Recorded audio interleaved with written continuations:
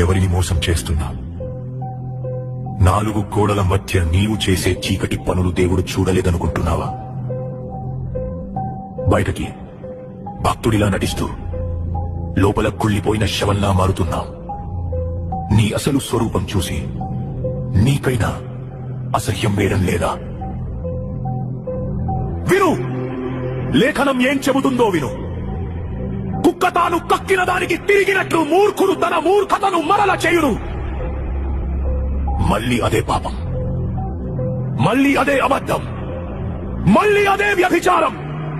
కక్కిన వాంతిని తినే కుక్కకి పదే పదే పాపం చేసే నీకు తేడా ఏముంది? నువ్వు మనిషివా లేక ఆత్మ చచ్చిపోయిన మృగానివా? నువ్వు చచ్చిపోతున్నావు. నీ ఆత్మీయ జీవితం